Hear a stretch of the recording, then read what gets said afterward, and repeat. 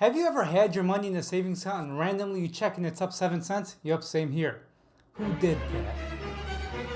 Well, this is because savings accounts accrue interest over time. And then every year a bank will pay you out for just keeping your money in a savings account. But unfortunately, many of the big banks only offer a small percentage of 0.01%. And if you're absolutely loyal to them and have tens of thousands of dollars in there, they'll probably raise it to 0.02%. Boom, enter high yield savings account. A high yield savings account is the same thing as a normal savings account, but just has a higher yield than the average bank. These type of accounts are made for storing your money in mainly two types of funds. The first one, which is your emergency fund, which we all familiar with at this point, which is 3 to 6 months worth of your expenses in case you were to lose a job. And the second thing you're going to have in your high yield savings account is your sinking fund, which is meant for saving up for things like vacation, renovations, new car purchases, and so on. But why even keep your money in a high yield savings account? Two reasons. The first one is compound interest. Compound interest is basically getting interest on your existing interest or getting gains on your gains, basically. It might be easier to draw this one out. Let's say you store $100 in a bank account that offers a 5% yield. After one whole year, you will have $105. $100 of your initial money that you invested,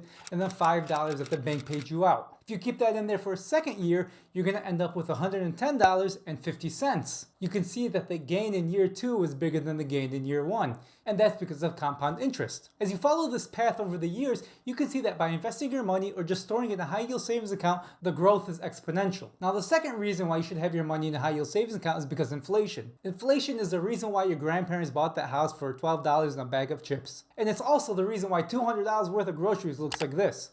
But no, for real, inflation is the increase of prices over time due to a few different factors, which in turn makes your money worth less. Usually over the year, we'll see inflation around 2 to 3%. But in 2022, we saw inflation peak at 9.1%, which was the highest it's been in over 40 years. Now, how does inflation affect you and why should you care about it? Say you have $10,000 and you're keeping it in cash. After 1 year of 9% inflation, that $10,000 is only worth $9,100. It depreciated 9%. You can think of it as a stock that goes down 9% after 1 year. Now, say you kept it in a high yield savings account at 5%. After 9% inflation in 1 year, you'll have $10,500, which is really worth $9,555 after you factor in inflation. That's a difference of $400 in 1 year just by the account that you picked to put your money in. So that's exactly why you need to have a high yield savings account. But because of compound interest and inflation, the opportunity cost of not putting your money in a high yield savings account or having it work for you is exponential and could cost you thousands or even tens of thousands over the years. There are some things that might make a savings account better at one bank than it is at the others. The first one is probably the most obvious, and that's the yield that they offer. Like I said, the big banks are probably going to offer you 0.01% or 0.02%, which is $1 or $2 for every $10,000 you store there. But you can find rates around 4 to 5%, which is really, really good. Usually banks that are online only and don't have physical branches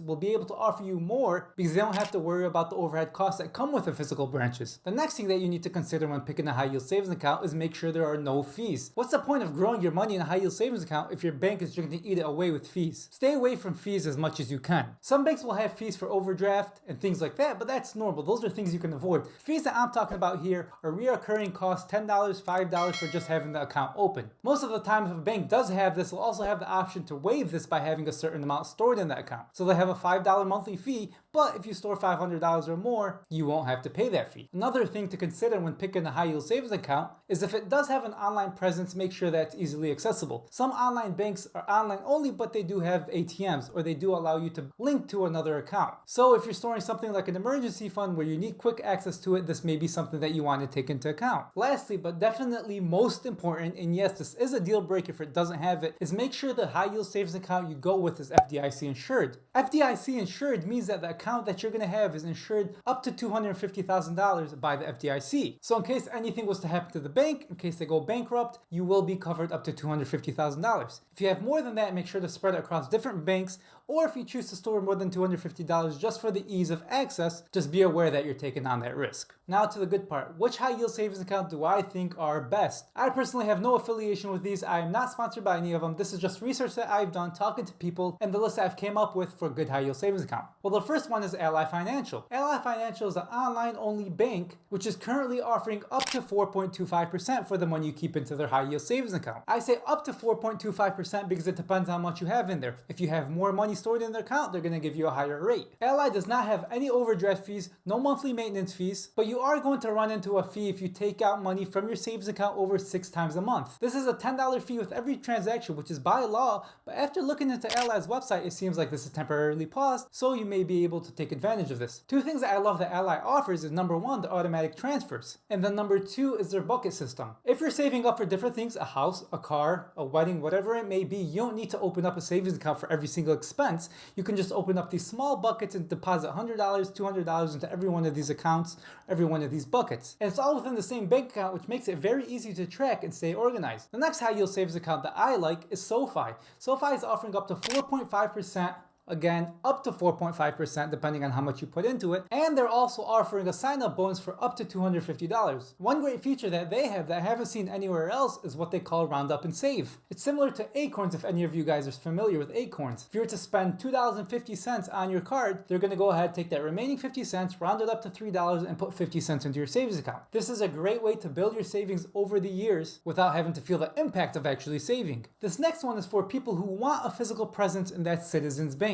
It's mainly online, but they basically have ATMs at every single corner. So if you ever need to get access to your money, you can go to one of those ATMs and withdraw it yourself. Right now, they're offering about 4.35% on your savings account, but they do have some things like fees on overdraft and so on. They also have a monthly fee, but this is one of the situations where if you were to keep a certain amount of money in that bank account, they'll be able to waive that $5, $10 monthly fee. When opening up a high yield savings account, it's very important to make the most out of it and make the most out of your money. The first way you can do that is sign up bonuses and high yields.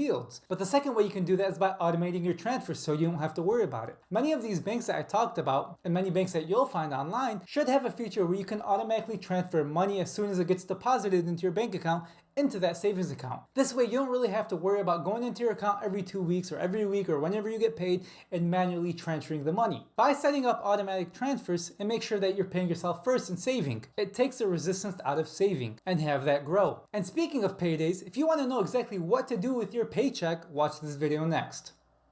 Or is it this side? I don't know. One of these sides.